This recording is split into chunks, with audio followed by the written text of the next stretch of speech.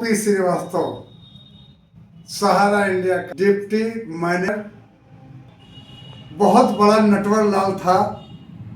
वो ईडी के द्वारा गिरफ्तार किया गया, ये अखबार में प्रकाशित हुआ। साथियों, गोपनीय सूचनाएं तो 3 दिन से थी कि ईडी ने गिरफ्तार किया, लेकिन वो दैनिक अखबारों में प्रकाशित नहीं हो सका था। सोशल मीडिया के माध्यम से कुछ जानकारियां मिली थी। साथियों, यह सहारा श्री सुब्रत राय का परम मित्र और अपना को बताता था कि हम सुब्रत राय सहारा श्री हमारे गुरु हैं। सुब्रत राय सहारा श्री।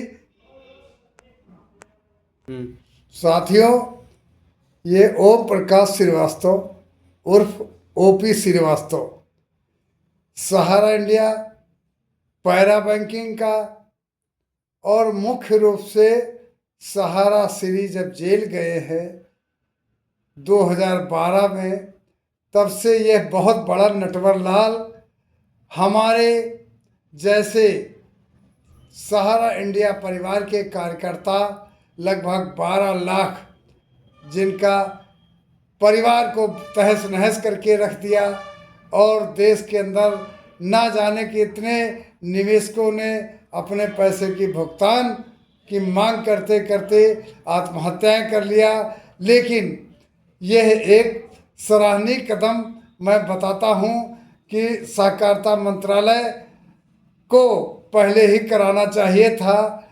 ईडी के द्वारा या जांच एजेंसियां भारत सरकार की जितनी भी थी, सबको लगा करके इतना मौका नहीं देना चाहिए था कि तमाम देश का निवेशक और सहारा इंडिया समूह का कार्यकर्ता, एजेंट, कर्मचारी एक एक दाने दाने को मोहताज हुआ, तमाम फांसी के फंदे पे झूल गए। साथियों, यह फोटो केवल इस बात के लिए मैं इस वीडियो में डाल रहा हूं कि यह फोटो बहुत पुराना है।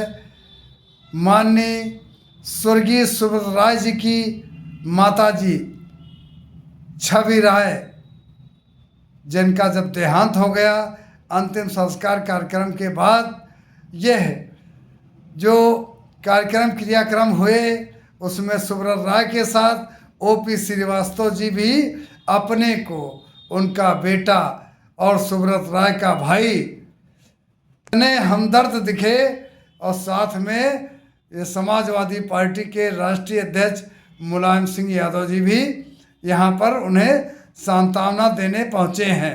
ये बीच में जो चश्मा लगाए हुए हैं, ये ओपी श्रीवास्तव जी बहुत ही नाटकीय ढंग से ये कंपनी में बहुत ही हेरा फेरी किया और इसी की वजह से आज दर दर की ठोकरें खा रहा देश का निवेशक और सहारा इंडिया समूह का कार्यकर्ता और कर्मचारी तिल तिल कर मर रहा है।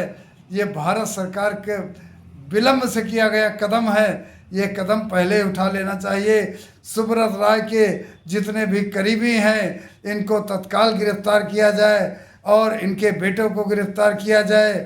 इंडिया में जितने मैनेजमेंट के लोग हैं, जेबी राय, सपना राय, सभी को गिरफ्तार किया जाए। लेकिन सबसे ज़्यादा जिम्मेदार ओपी श्रीवास्तव, महान नटवर लाल, बहुत बड़ा नटवर।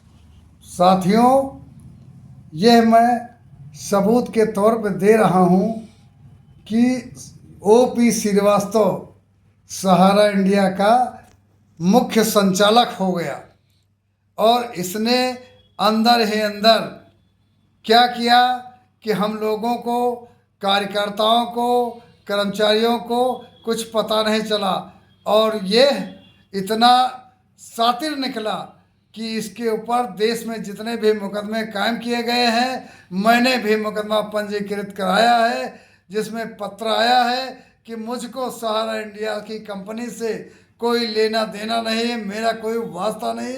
इस बात के लिए मैं सबूत देता हूँ। साथियों, यह ओपी श्रीवास्तव का सबूत भी दे रहा हूँ कि यह कितना बड़ा नटवर लाल और गरीबों के साथ, कार्यकर्ताओं के साथ, कर्मचारियों के साथ इतनी बड़ी अन्याय किया।